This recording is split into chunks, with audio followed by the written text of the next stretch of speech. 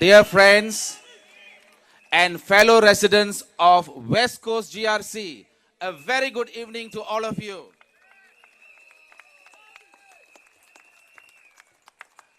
In order to give more time for the West Coast candidates, I do have some time constraints so that I will address in Tamil just in one line for the Tamil audience to understand. விழித்துக் கொண்டோரெல்லாம் பிழைத்துக் கொண்டார், குரட்டை விட்டோரெல்லாம் கோட்டை விட்டார். ஆகையால் ஒரே வரியில் நான் உங்களிடம் சொல்லுகின்றேன், உங்கள் வாக்கை நீங்கள் கைவிட்டு விடாதீர்கள். நீங்கள் இந்த அரசாங்கத்தை வெளிப்படையாக சொல்லுங்கள், அவர்களை எழுந்து நிற்க சொல்லுங்கள். Wake up PAP government, அதை தான் நாங்கள் சொல்லுகின்றேன்.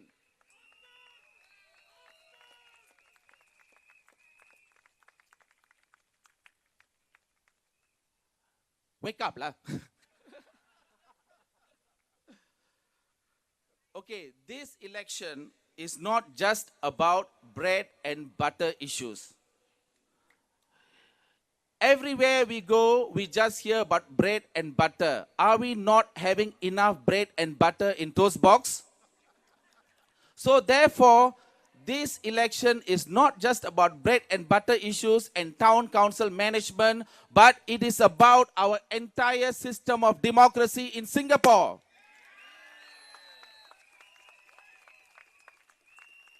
It is also about your constitutional rights as citizens, and deliberately the PAP is keeping this topic away because they are fearful of losing power if you have more education on your constitutional rights. So my dear friends, besides your bread and butter issues, human rights issues are extremely important for a functioning democracy. Your constitutional rights have been gradually taken away from you by the PAP government. In fact, my grandfather always used to say, under the British rule, you had more freedom. Under the PAP rule, you have less freedom. So in 1965, what happened to all the promises to Singaporeans that you will have your democratic rights as an independent Singapore? In late 1960s, the jury system was taken away from you. It was abolished. Now, even Japan is looking into bringing the jury system back. My question is, why not us bring back the jury system to Singapore? In 1976, your right to remain silent under police custody was taken away from you. When you go to police station, when you are under interrogation by the police, or when you are an accused person, you used to have a right to remain silent when questioned by the police. Why do you have this right? Because you may not be aware of your rights. You may say something that will implicate you. That right had been taken away from you. So you watch the American movies, you think you have the right to remain silent, you tell the police, I remain silent. That no longer works in Singapore. So it is time that you ask the government to make it a law in Singapore to regain your constitutional right to remain silent when you face police interrogation. Further, when an accused person is in remand, he can be detained without access to his lawyer for more than 2 weeks. I understand that some improvements have been made on this issue, but all I'm asking is that you must have this right in the Constitution that you will have immediate right to access to your lawyers. Is that too much to ask?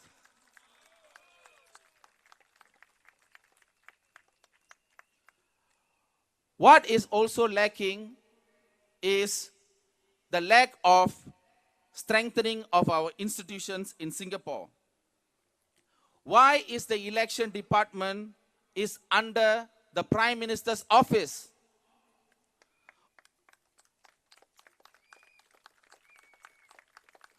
Although I understand that it is an independent body, it gives an impression that it is not. That is what we want from the government, a clear expression of transparency and accountability. Next, a sensitive topic, which is the appointment of your judges. And I will be slow to say my next few words because this is a sensitive topic. My question is, why is the Prime Minister involved in the selection process of appointing the judges? I am not saying that the judiciary is not independent. All I'm saying is that if the Prime Minister is involved in the appointment and the selection process of the judiciary, it gives an impression the judiciary is not independent. It is the impression that we are talking about, not whether the judiciary is independent or not. Of course, I have faith in the independence of the judiciary of Singapore. So again, my dear friends, what I'm talking about here is the strengthening of our institutions of governance. Enough have been said about having more opposition in parliament to have checks and balances. But what we forget is that you can't just leave it to parliament, you can't just leave it to the courts to address serious violation of human rights in Singapore. What do you need? Away from the courts, you know, you go to the court, you got to pay so much of money. Parliament, I don't have to say. By the time you see your MP, you have to wait for a long queue. I don't know when he's going to come to address this issue. But you need to have an independent national human rights commission to address any human rights violations in Singapore. Malaysia, Thailand, Indonesia, Philippines, even Cambodia have National Human Rights Commission. Why don't we have a National Human Rights Commission in Singapore? So therefore, my dear friends, you need to make this an election issue, and you need to exercise your right to claim your democratic rights back from the government. You don't need your MP, you don't need your lawyers, but you need to ask as citizens for your rights. So it doesn't just, it doesn't just depend on your MPs and the courts and so on and so forth. You need to ask your democratic rights back. The PAP claim that we have one of the lowest crime rates in the world, which is true. But you know what? We have one of the highest rates of prison population in Singapore. Does that make sense to you? So we need answers, and you need to send the Reform Party to Parliament to put all these questions to the government of such matters which we don't understand.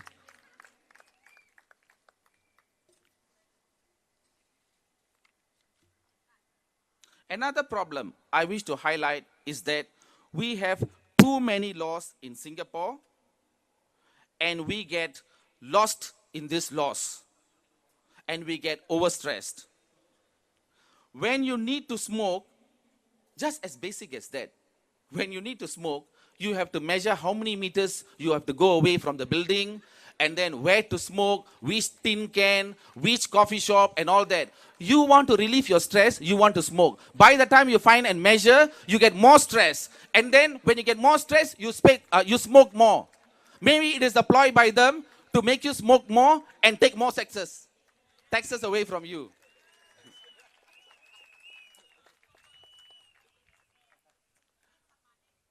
So what we want is change. Do you want change? My dear friends, what we are facing in this election is an awareness in the ruling party. There is a real crisis of confidence in them. No less than 10 MPs have resigned. There is fear in them.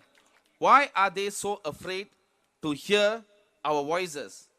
All we want is greater accountability, transparency, and better governance. Is that too much to ask?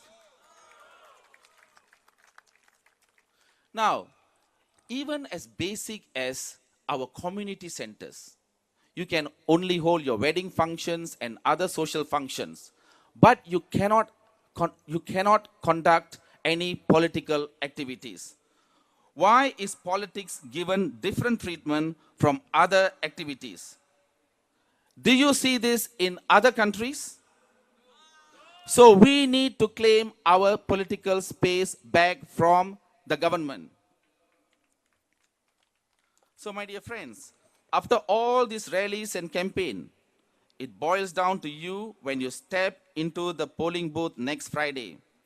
All the efforts, all if it depends on you. We have done all that we can. If you disappoint us, you are disappointing yourself. So strike the sun and not be struck by the lightning of the PAP. Thank you.